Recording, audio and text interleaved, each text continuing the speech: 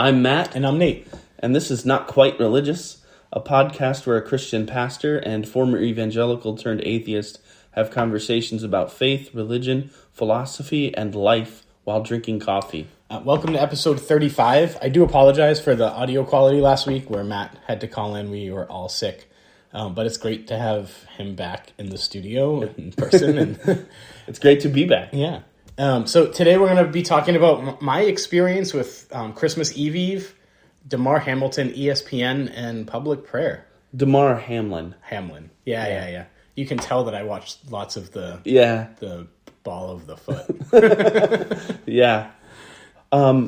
Before we get anywhere else, happy birthday, Nate. Thanks. Yeah, so we got new coffee today too, so it's like a birthday gift and a Christmas gift combined. It's perfect. So we have to thank Celeste for the thank send. you, Celeste. It's great. Although, did you pause it or no? Oh, okay. It's really good coffee. I'm gonna give it a solid 8.5. Yeah, I was thinking 8.5 too. It's New Day coffee, and it's the Indian Monsooned Malabar, and it is out of Wheatfield, New York, which is on Niagara Falls Boulevard. So it's got to be close to Niagara. Yeah, that's around where Celeste lives. That makes sense. She lives that part of the world. So thanks again, Celeste. Yeah, it's pretty exciting. And I've probably had Indian coffee before. Yeah. But I don't remember. This is the first time. We'll pretend that this is the first time. I don't know if I've had Indian coffee before. Definitely one not one that's been through monsoon season. Right. So this is great. Yeah. But it's direct trade, fair trade, organic. It hits all the they pay their farmers well and source their thing. So yeah. It's pretty awesome waking up. That also this came Christmas Eve. Yeah. And I opened it up and I was like, oh, coffee, that's awesome. Nice. So your Christmas Eve story or your Christmas Eve. Yeah, it's super depressing. I don't know if we should talk about Damar Hamlin, which is also depressing. So, all right. So when we were recording our holiday episode, I talked about how I would get sad and teary, probably Christmas Eve, and I'd watch It's a Wonderful Life to make sure I cry. And we didn't do that. I actually watched, partially, it was supposed to be our weekend, our Christmas Eve with the kids, and Sarah's Christmas with the kids. And we switched. So Sarah took them Christmas Eve, and the kids were like, please don't watch It's a Wonderful Life without me. So we did a Christmas night. So that's a little different. And the kids were up, and Shirley, and normally that used to be like this really sacred alone experience. So that changes sort of the dynamic. But me and Shirley cried, and I think my kids are psychopaths because, not a tear in their eye when the angel gets his wings. And I'm like, what? But it's sort of what I used to do up until this past year was listen to sort of the Christmas songs written with minor chords. So O Come, Emmanuel, We Three Kings, some of these more emotionally, Mariah Carey's great, but that's what I would do Christmas Eve and try to sit in the darkness and the sadness and of losing my faith. And so this year, I was numb or even antagonistic to all of it. So 2 days, before Thanksgiving, I had this old lady call me and ask if I could prepare a duck for her for Christmas. And I was like, well, I have a Christmas menu. It's online. She's like, I'm 91. I don't do online. She's like, I can cook my sides. I just need someone to cook a duck l'orange. She's like, I haven't had duck in years. I would really like a duck. And so we've been talking, and, she would call, and it would be a 10-minute conversation every week about the duck l'orange. So the day before, Christmas Eve, I'm preparing my other Christmas orders, and I grab her duck, and I call her because duck's $9.99 a pound right now. No answer. Try calling again. No answer. Try calling again. No answer. I'm like, well, she ordered the duck. And the deal was she was going to pay for the duck, and I was only going to charge $15 for my services, which is pretty cheap considering. So I'm driving to her house the day before Christmas Eve. Peter, my, for lack of a better word, father-in-law, and Bash are in the car. It's storming, trees are falling. Right? So I call this lady when I'm about 5 minutes away, and I'm like, so just so you know, I'm on my way.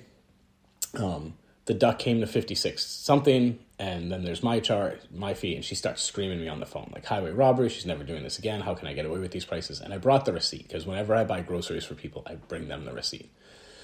So she's like super mad, she's like screaming at me in the house that I'm a thief and a robber and blah, blah, blah, and I show her the receipt, and she just breaks down. Her best friend had died like 2 weeks before.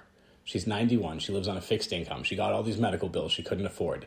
And so she goes from, like, after she sees the receipt, and she was like, you didn't call me? And I was like, I did. And she checks her answering machine, and she was like, oh, no, you left 3 messages. So she realizes. So it goes from her screaming at me to her literally crying in my arms because she couldn't afford the duck. Yeah. And I was like, you know what? I cut off a breast, I cut off a leg. I was like, keep it. I was like, I'll bring the others home. We're having duck Christmas at my house anyway. And she's, like, shaking in tears. Right, so it went from, like, her worst enemy to, like, this guy who's holding her in her kitchen. And had I not had my father-in-law and my child in the car, I probably would have sat there for half an hour and, like, been a pastor to her.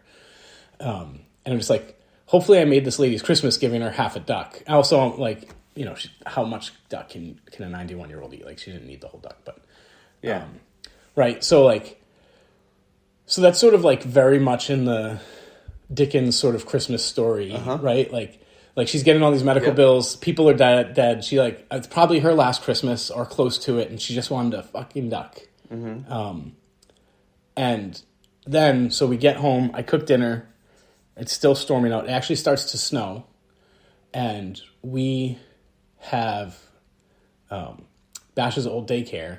One of the people who's 3 years old had brain cancer last year. And they thought it went away. Well, it turns out it's metastasized to her spine.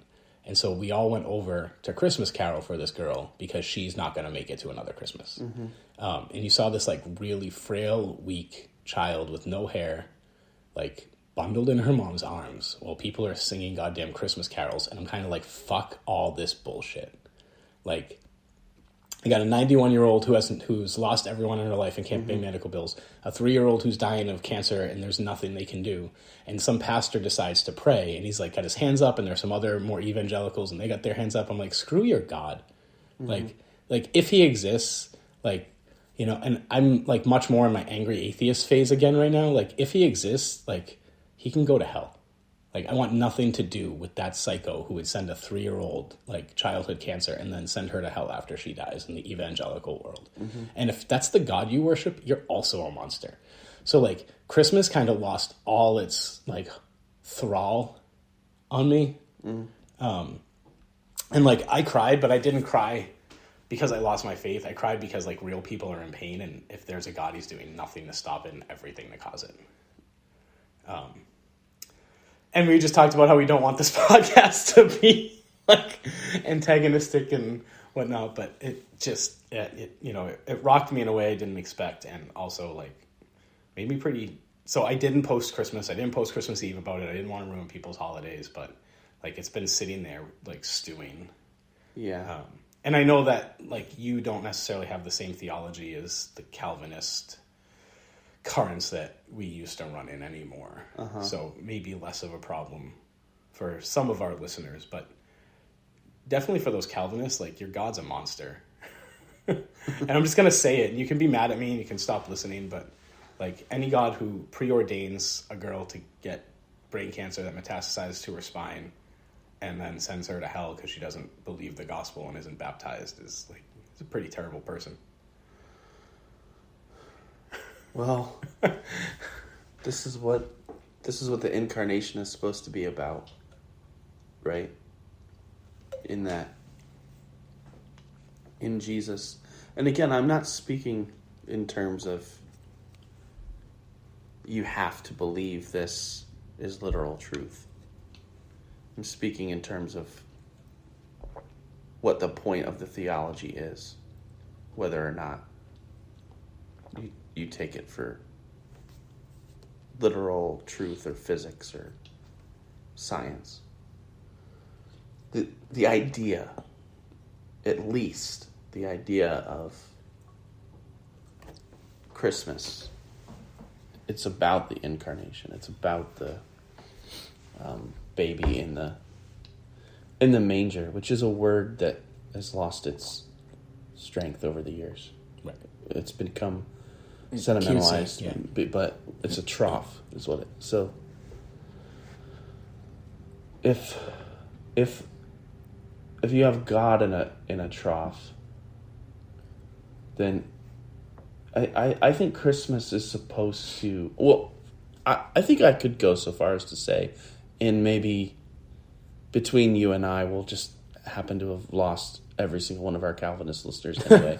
I think we I think maybe we already have. Yeah, but if not, then I'll say this: like, the Calvinist God of power and sovereignty would never deign to be born in a trough. And I sometimes have cried out to God in exasperation for choosing identification with us over immediate salvation. Yeah. But my conception of God at this point is closer to something like to me, when you and that 91-year-old woman, when you held her, and when the people were singing Christmas carols, not so much the moment where they were foisting their ideology. And it wasn't everyone.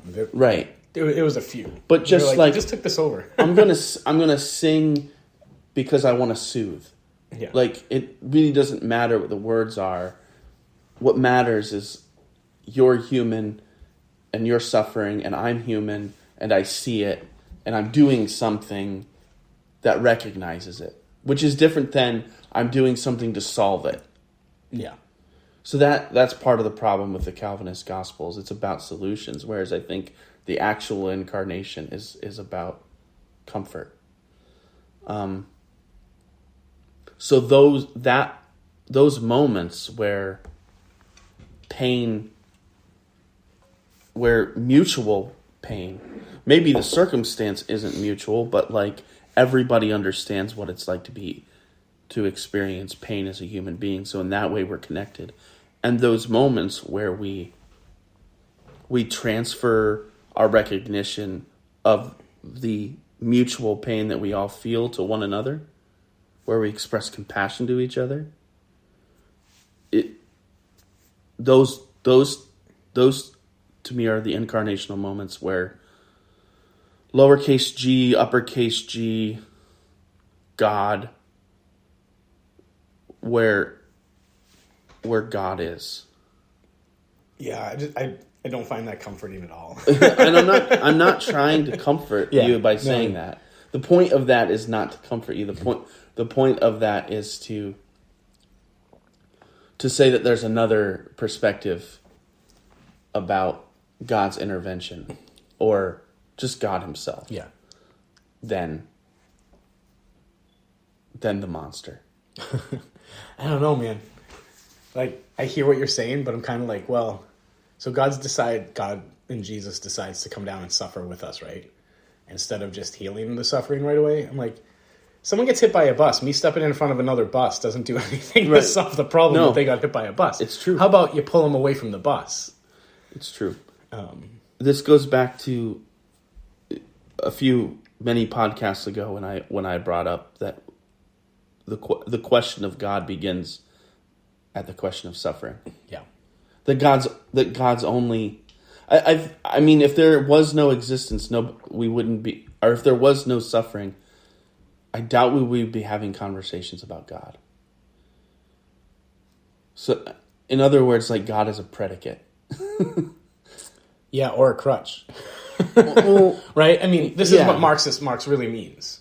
Right. Right? Like, he's taken out of context, and I'm not a Marxist. Some people probably would label me one, but I'm not. Right? But when he's saying it's the opiate for the masses, like, partially, like, so I was like super upset at the evangelicals praying at this little girl's ceremony. Mm-hmm. Whether her parents asked them to or not, I don't know, but I'm I'm pretty sure that these people just did it. And I'm like walking back to the car, and I'm like, all the things I said now, I'm going to try not to swear more, but I will mark the episode as explicit. I'm like, F that God, this and that. And Shirley was like, it's how they're comforting themselves. Mm-hmm. Like, it doesn't have any, like, whether the prayer works or not, like, they're doing it because it's what they know and how they know to deal with the pain. And some of that is, like, in my opinion, not dealing with the pain, because you just throw it up instead of sitting with the fact that, like... Yeah, it can be. Like, this little girl is, like, frail and about to die. I mean, I've never seen someone so little in person so close to death. Yeah, yeah. Like really, like skin and bones, sort of. What you see on the St. Jude's Children's Hospital's, like, commercials that you're like, I got to change this before I... Yeah. Like that. And so, like, I get that they're praying, but I think it goes back to, like, the willful delusion. Like, instead of dealing with the fact that nature is nasty, brutish, and less short because of modern medicine and invention, it's like, I don't know, escape. Well, then, to Shirley's point, though, like, that is dealing with it. It's not, they're not denying, by praying, they're acknowledging the pain. They're acknowledging the situation. They're acknowledging the circumstance. They're acknowledging the suffering. I think... Yeah, I guess fair point. I guess it's in the... it's in the leap where someone might go... where... Again, if it's about solutions. Right. Well, I think it's also like when like, God comfort this girl, God comfort us, God, where are you? Like, Lamentations. Yeah. Right. Cool. Yeah. But then it's when it moves to, like, we also will, like, accept your will, and we know that you work all things for your glory. And I'm like, what? Like, did you just experience the two things I experienced today? And, like, maybe the atheist giving free duck to the 91-year-old somehow does give God glory in the end, but, like, then he's stealing my credit because I'm the one who paid for the duck and gave the duck. And, like, some people are going to say that's the sin of pride, but, like, why does God get all the credit? Like, let's talk about his pride, whatever. We're going to get... If any Calvinists are listening, their heads are exploding right now at my words. But, yeah, when it takes that next level of, like, well, if this is your will, and, like... I don't know. That seems very much 1984. Like, you just need to drink gin in the bar until someone comes behind you and puts a gun to your head because you're finally fully committed to the party. Yeah. I don't know if you've read. Yeah. Yeah, I know what you're saying. Like, he's rebelling the whole time and trying to escape, and he's an out-of-party member, and he's finally, like, they put a cage of rats on his face until he, like, finally decides that Big Brother loves him. Mm-hmm. And at that moment, like, once he cries real tears because Big Brother loves him in the bar drinking gin, like, it goes black. And he'd seen it before. It's like, once these people, because they didn't want to make martyrs, right? The party figured out, Big Brother figured out that martyrs are bad. So he waits till the people aren't martyrs anymore, and that's when you take them out. Mm-hmm. And it just seemed very much similar to, like, the just accept God's will when it is clearly... And I know people are going to say, well, it's not clearly because you... Yeah, but... Yeah, I agree with you because it's betraying that view of God as... and this is the question that was swirling around my head as you were talking. That question being, not who, but what is God? And we were actually talking about this in... a thing I called Dinner Church last night that we do every Wednesday. Like our view of God. And one person was talking about how hard it is not to have an image of God, which is true.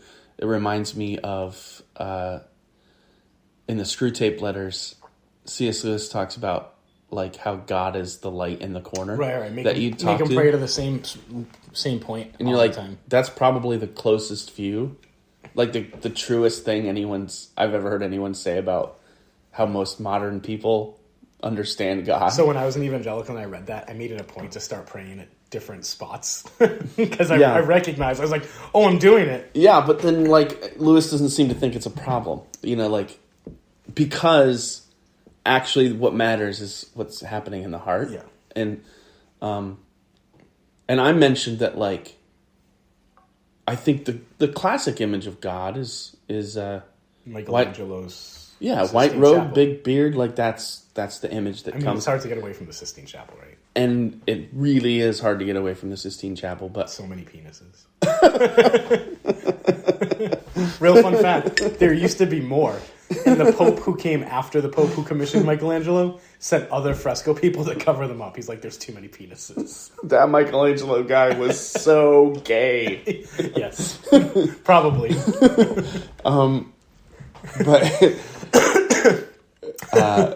But like we really have to label this not safe for work. but my images of God over the years, I think that there was a progression, and I mentioned this last night, from thinking of God as the Sistine Chapel painting to thinking of God as Gandalf, which is Still like has a beard. Still has a beard. But like, is full of wrath, but it's generally harmless wrath. Which to say like now I don't think of God as Gandalf at all. It comes back to the question, what is God? Yeah. And I think I was talking about before this podcast, like as this podcast develops, the harder and harder it becomes to know for me, like what to talk about. Yeah. Because I think that the God you call a monster doesn't exist and is a construct. So on those 2 points, like we agree. Right. It keeps going back to our conversations about what is consciousness. And I've stopped caring whether or not people want to label what I'm saying as like cloaked pantheism or cloaked non-theism. The fact is that like I choose to believe that Jesus is God, but like, and we talked about last week a little bit, like how I need to sit down and try and develop those ideas. So I think I'm throwing that out there, and it's like super vague. Like, oh, so Jesus is God. So you do believe in like there's an individual, yeah, but it matters that individual isn't the guy on the Sistine Chapel. Right. It matters. To be fair, that's the Father. It matters that individual I'm calling God is somebody that is your local carpenter. Like you wouldn't necessarily recognize him as God until you were holding him in your arms because he paid too much for duck. That's right. And the funny thing about my stories is I'm thinking and you're talking is had someone else shared them who wasn't a Reformed Christian. And I'm sorry to those of you who still listen to Reformed. Some of you I love. Your theology is deeply flawed, I think. And I don't think you've actually flushed out what some of the consequences of it are. Maybe that's a podcast.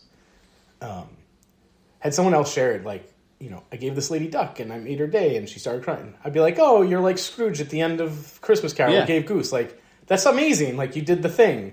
But being in the thick of it, I was like, no. This isn't how the thing's supposed to be. And I'm like, people are going to be like, well, that's the fall, blah, blah, blah. Whatever. Like, I don't even know that it's not the thing it's supposed to be. Because at some point, you're the oldest of your friends. And the others, like my grandmother, my surrogate grandmother, who was like my grandmother, died a few weeks ago. And we were expecting a bigger funeral. And it was only family. She was 92. Yeah. And I was like, oh, it dawned on me. I'm like, she outlived everybody. There was no one to come to her funeral except family because there was no one left. So this 91-year-old woman, whether she has children or not, like, she's the only one left. So somehow in the natural order of things, like, someone has to be last. Yeah. Right? So she has no one else because they're all gone. So not only is she, like, not able to afford the duck I gave her, she's, like, watched everybody in her life go away. Uh-huh. Like, I don't know. I don't know where I was going with that. Yeah, I mean, it's moving. I don't know where you were going with it. I don't know why Christians aren't more content with just the moment of comfort. Yeah, I don't either. You know what I mean? It's like, I think the thing that bothers me is that not everybody would say it out loud, but there's that thought if you're in the Reformed world of like, well, is she saved? Yeah. Like, there's that condition. Yeah. It's like the compassion was great, but if it didn't lead to her repenting of her sins and trusting Jesus, right, then it didn't really matter. Yeah, no matter no how one old. wants to say that like that. Yeah. Out loud. Well, not no one. Some people do. I mean, when I did Josh's funeral, who is one of my friends, we've talked about him before. After the funeral, people came up to me and they're like, "Is Josh in heaven or hell right now?" And I was like, "Shut the F up." Like, I just did my friend's funeral. Like, my kids are traumatized. I drove back from Augusta, Maine at midnight to make it home to comfort his mom. Mm-hmm. Like, you don't get to ask that question right now. Right. No, they were also like, after having conversations with them, it was very much like they were trying to process too and were grieving too. Yeah. And that what they needed is pastor to tell them yes. Right. And I did. I mean, you know, just because Josh overdosed, like, he never... Like, as far as we know, he kept the faith, just struggled and whatever. Like, people sin all the time. And I think even Calvinists would say, like, yeah, you can't get out of sin until you're out of heaven. But you can strive. Right. So I don't think, like, you know, it wasn't like, oh, definitely not. Like, he wasn't me, who was like, screw your God. I'm an atheist now. Yeah. Right? Yeah, I don't know where I was going with that, too. Wow. Rabbit trails. I was saying, like, that there's sometimes when you can tell that there's conditions attached. Oh, right. When you can tell that there's conditions attached to compassion, right, it ceases to be real compassion. Yes. Yeah. So going back, like, people asking, is Josh in heaven? Like, at other funerals I did, where it was like a little more ambiguous. Like, people didn't go to the church or had, you know, like, mm-hmm, they're like, are they Satan, like, in the back of everyone's head? Like, are they in hell? Yeah. Right? Like, this 3-year-old girl. But I meant, like, even people showing up, like, not because these people need comforted, but we're showing up because these people need saved. Yeah. And comforting them will show them the love of Jesus and might persuade them to want to follow Jesus. Yeah. As opposed to just saying, hurting person in need of some human comfort, I will provide that for them. Yeah. Period. Right. Yeah. I'm on board. I mean, I even did it as a Christian. Because especially, not even Reformed circles, but evangelical circles, like, it's in the name. Like, your goal is evangelism. And, even with the comforting, I think it was the pastor of Mercy House. It was one of, like, the mentors who was like, you know, we were talking about, it might have been when we were starting the homeless shelter and they didn't want a part of it because it was going to be secular, something to that effect. And they were like, well, why bring a bucket to hell? Like, a bucket of water to hell, it's just going to evaporate, right? They're like, we're in the business of getting people out of hell, not just throwing water on their wounds, because even if you bandage them up now, they got 30 more years, and then they're going to burn for eternity. So, like, the real emergency isn't that they don't have food or shelter or they have cancer. The real emergency is, like, they're not saved. Uh-huh. So you can't comfort someone in the same way if you really believe that's not the real emergency. If you think that's a flesh wound, and you know. So in so many ways, it's antithetical to what I'll just call, which sounds super elitist. I don't know how else to put it. People like me get accused of being elitist all the time because we can't find the words. But, like, my faith, like what you just said, is antithetical to my understanding of what not just God is like, but what Christianity is for. Yeah. It simply is meant to be. Like Marx isn't that wrong. Like it simply is a balm. Yeah. I would prefer the word balm to opiate because there's two different senses there. Right. You know, I guess it's the difference between like. Yeah, a balm heals and an opiate makes you numb. Yeah. Right. It's the difference between like smoking weed on your porch at 2:00 because you're a pothead, and like taking a pot gummy at 11:00. I don't know who takes pot gummies at 11:00. Oh wait. Like, so when people that are like, no, this isn't about comforting. This is about getting people out of hell. I'm like, you don't know what hell is. Hell is watching your kid fade. Yeah, I can't. Like, that's hell. Dude, it's so brutal. Like, you don't even... What are you talking about? Like, you don't even know what hell is. But you do. And, like, people are in it as you warn them about it. Yeah. They're like, I'm there. Yeah. Right. How do I stop burning? Right now. What's worse than seeing your like preschool age kid waste away? Right. What's possibly worse? That's the worst thing. I can't think of a worse thing. I would rather be on fire myself. Yeah, absolutely. Yes. Than that. Yes. I would trade my position with my kids. Like like if Satan came down and he's like, your kid's gonna get cancer and waste away, or I'm gonna rip your fingernails out and put nails through. I'm like, yeah, let's do the second one. Second one. Everybody who's a parent is immediately. Most people. Unless you're a psychopath. There's some bad parents. Unless you're a psychopath. But yeah.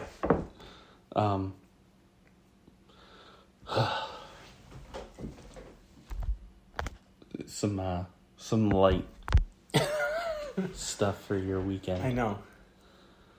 So Hamlin, huh? Damar Hamlin. Well, see, this is where I think it fits in too. Mm-hmm. And before we get to your story, no, go with your part first, because I have some crazy evangelicals, which we've talked about, seminary professors still on my timeline, some Acts 29 pastors. Not all Acts 29 pastors, love you, Dave. Some, they might not even be Acts 29 anymore. They've gotten so far radicalized, I would say, that like they were blaming Hamlin's heart condition on the vaccine for COVID. Yeah, I've seen that. And I'm just like people have heart attacks. He's like, name me another professional athlete that's had a heart attack. I'm like, Marcus Camby. He went to UMass. I saw him play live. Mm-hmm. Like it happens. Mm-hmm. People have heart attacks, even if they're elite athletes. Like, but I'm like, really, this is instead of just being sad that this guy dropped on the football field and is in critical condition, you're like, it's because of the vaccine. I'm like, again, where's the comfort? Where's the... And that probably has far less to do with that person's evangelicalism and belief in God and far more to do with their getting sucked into QAnon or whatever. But I'm still like, can you just not for a minute? Yeah, I mean, there's a lot I could say about that just seems like a rabbit trail to me. Yeah. Sorry, I didn't mean to derail your half of the... That's okay. Did you want me to go into my stuff with Hamlin, or did you want me to tell my... Okay.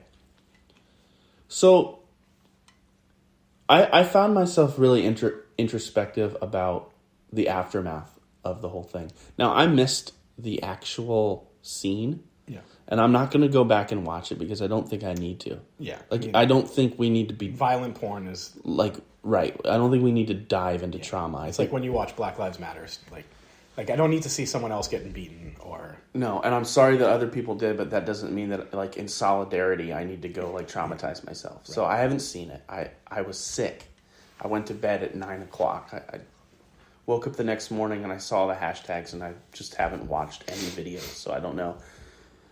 And there's stuff out there there's such a thing as, like, I forget what they call it, but, like, if you did see it, like, take care of yourself. You might think it's, like, a minor thing, but, like, you saw somebody, like, dying. Yeah. Like, it's traumatic. Yeah. So then, of course, like, the sports world is huge in America, and ESPN is a giant conglomerate. And so people on my timeline, and I will say, like, as a qualifier, like, all the people I see sharing this video that I'm going to talk about, all the people that have shared Dan Orlovsky praying are amazingly decent people who I don't think their God is a monster necessarily. Like, beautiful people, but lots of people on my timeline sharing Dan Orlovsky, praying. For those who don't know, is a ESPN commentator. Yeah, he's a ESPN commentator, personality. He stopped everything that was going on in what they were doing, stopped all the chatting about Damar Hamlin, and said, you know what, guys, we do a lot of talking about praying. Let's just actually pray. And he actually prayed on air for Damar Hamlin. Now, that in and of itself, I think, is awesome. Like, I have a ton of respect for somebody being like, this is a TV show. That man actually almost died. Let's just take a step away from the TV show. This is not a talking point. We talk about praying. We admit to believing in prayer. Let's not talk about it. Let's do it. Yeah. And I can say I can respect that, even as where I stand. Yeah. And none, absolutely zero of my secular friends posted anything at all about it. So nobody was saying and I wouldn't think that they would think it was a separation of church and state issue, because it's not state, it's media, right? So like, and nobody, I didn't hear anything about like, this is Dan Orlovsky like foisting his religious beliefs on us. None of that. Yeah. Because I don't think it was. Because I think prayer is like what, you could be praying to Allah for all anybody knows. Yeah. So none of that. But I did see a bunch of posts about, thank you, Dan Orlovsky, for having the courage to do this. Now, with those people, I share a mutual respect for what Dan Orlovsky did. Just as a man. Yeah. But I still couldn't help but recoil just a little bit. And I've chosen, rather than to judge those people on my timeline, to look inward and go, why is that there? Yeah. Like, what's up with that recoiling? Why because it's the same feeling I get whenever there's some athlete, like after a game, they just won or lost, and they just, all the glory to God. Like, they take the interview opportunity. They don't like actually address any of the interviewers' questions. They just use it as an opportunity to like thank God and talk about Jesus Christ. And then all of my Christian friends will like share it and be like, this is what like sharing the Lord looks like. It's that same feeling I get. It's like, I don't think God cares about your football game, but I do think God cares about Damar Hamlin as a human being. And like, why as like a Christian pastor do I recoil at that? Because it still feels like, and that doesn't mean that it's true, but for me, this isn't an accusation. It still feels like you're monopolizing the situation for an agenda. No, you could say that that's what Dan was doing, but for some reason it felt genuine to me. Yeah. I don't know. I don't know why, it just did. But like you sharing, and then if you just shared it, I might not have thought that it was monopolizing. If it just like, here's a share, no commentary, just going to share this video. I appreciate what Dan did here. Right. But like the commentaries were all along the lines of like, thank you, Jesus, for giving Dan Orlovsky the courage to stand up in this dark and secular, evil, hostile to Jesus world and do this. And you're like... Ironically, in a game that is so close to the Colosseum, Christians of the first century probably would not have engaged in it. Right. Good point. So let's just, like... Good point. And And it, yeah. Like, that's part of the reason Christians were persecuted, right? They're like, these weirdos aren't going to the Colosseum. And they're like, we don't want to watch people get hurt. Right. Or killed or eaten. Yeah. But it feels like at that point that you're more excited about the cultural influence that this viral prayer by this ESPN analyst is going to gain you than you are about the thing that he's praying about. And I know that's a criticism and an accusation. Yeah. But really it is like, I'm really trying to be as introspective as possible here and go, that's a me thing. And it's always been there. It's been there even when I was a little kid, when people were like, hey, when a pastor would be like, we're all going to go, or like, see you at the pole or something. You remember that thing in the high schools or something? I mean, I wasn't a Christian then, but we're all going to go at like 7:30 in the morning. Like, pray around the flagpole to bring... So everybody will see us there, like, praying. And they will magically decide that Jesus is God and join us next year. Right. And I'm like, why are we like this? Like, why can't we just be human? I don't know that I have anything else to say about it. I just leave it wide open. Like, if anybody wants to, like, if anybody has any insight, like, and wants to give, like, free psychology advice, and it's like, Matt, I think I know what's happening. I'm more than willing to hear, back from anybody, but I just observed that in myself. It's like, I don't want your thank you, Dan, for being courageous. I mean, I don't think it took that much courage. Yeah. I mean, we've hit like you said, like, no secular person cares that he prayed. And right. And what I mean by that is not, they weren't like, oh, that's touching, or, oh, this guy's, like, practicing what people are saying, or, like, it's really cool that he shut down the studio. I mean, like, I'm not going to go picket ESPN because they had prayer, and that violates my desire to live in a secular atheist society. Right. Like, I don't care. Pray all you want.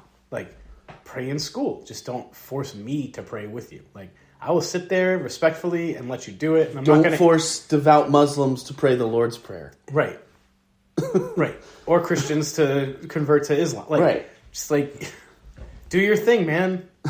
But I think a lot of, especially the culture of evangelicalism is that you're always under attack. And the narrative since the 70s, with the rise of the moral majority, has been like, we're going to lose this country if we lose God.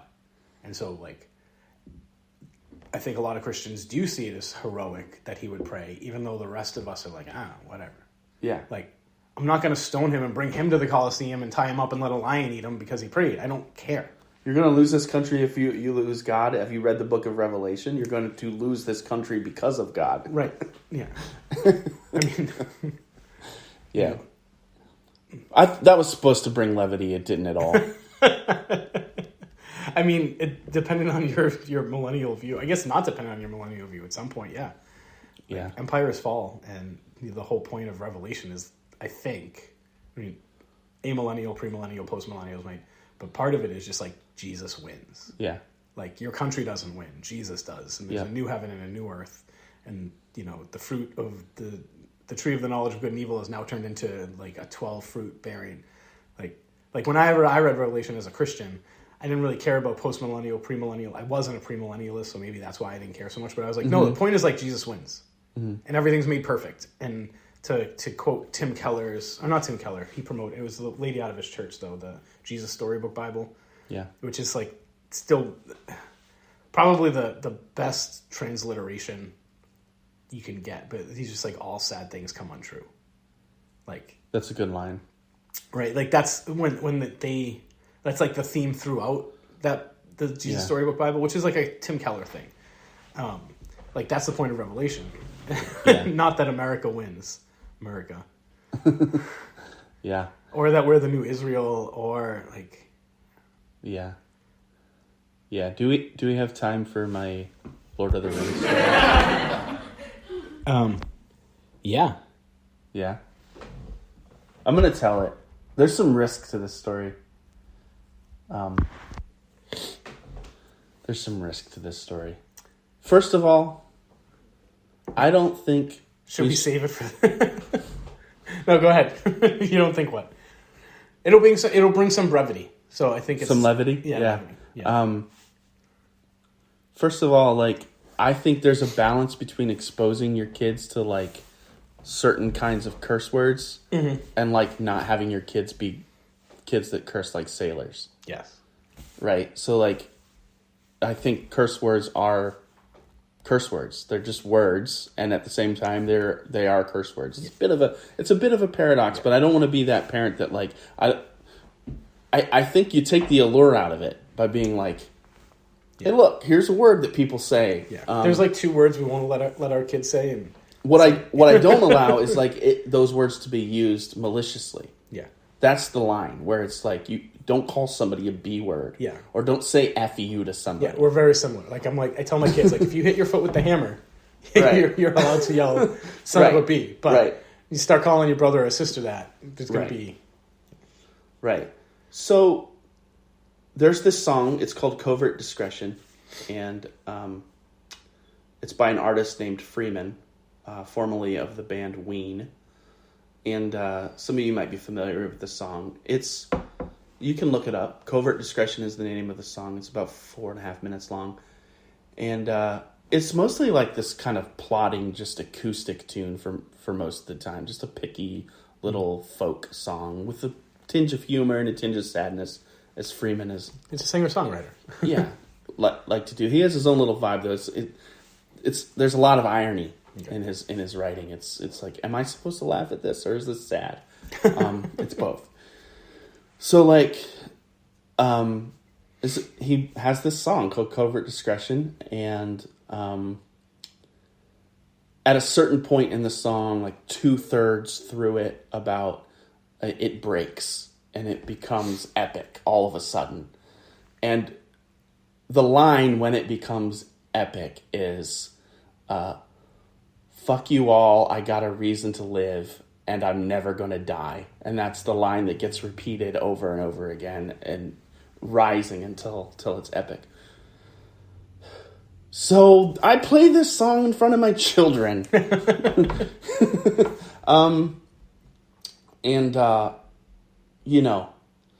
There's no explicit anything, like, there's no explicit, like, sexual violent stuff. It's not Cardi B. Right. Violent stuff in the song. Right. It's superior to that morally. Yeah. It's just the song where he busts out this line at the end.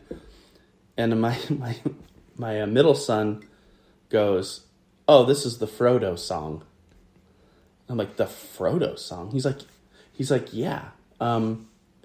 When this is basically what Frodo is saying to Merry, Pippin, and Sam as he's going to the Undying Lands, and they're staying behind. F you all, I got a reason to live, and I'm never going to die. And I'm like, this is a brilliant connection. So I got this idea to sync the song with the movie, so that the moment that... very Pink Floyd Dark Side of the Moon. Yes. Wizard of Oz. Exactly. So, like, the moment that Frodo turns his head and the camera pans closely in on his face and he turns and he smiles, that's the moment where it comes in, the F you all, I got a reason to live and I'm never going to die. Which we did as a family last night. And laughed. You got to put it on YouTube. Yeah. Pastor Matt's. That would be like my first offering to YouTube. Welcome. Hello world. It's Pastor Matt here. Actually, one of our listeners, Mike Dion. Hi, Mike. And me have a video on YouTube called Street Fighter Robbery, where I'm robbing his house, and then we go into like a... Mike's a techie, so he put this together. I had no idea how he does it, but basically I have Dulcine arms and I can light people on fire. If you want to watch that video. if you have good enough Googling skills, you can find Pastor Matt. And it sounds like a superhero And if you want to see what kind of boxers I wear too, you can check that video out. Anyway, so that's hopefully brought some levity. Maybe we've won back some of our Lord of the Rings fans that I managed to ostracize last week. Man, Lord of the Rings is awesome. We're going to have an episode about. Yeah. I know we've been struggling with ideas, guys. I'm not struggling. Some of it is just prep. Like, I've been sick, you've been sick, and I don't think we're struggling with ideas. But I think if you have topics you want us to talk about, But I think Lord of the Rings, and I think maybe some more philosophy. It's probably totally down for more philosophy. Yeah. So, anything else? No. Thanks again, Celeste. Yeah. Happy birthday, Nate. Thanks. Did you get the email I forwarded you? Someone emailed us. I didn't get it. One of our listeners. I'll show you after. They're like in the Midwest, raised in a Calvinist church, still Christian, but are like, we really like your podcast. So cool. Thank you to them as well, and I'm glad some of you are liking it. I hope you have a great New Year. Happy New Year.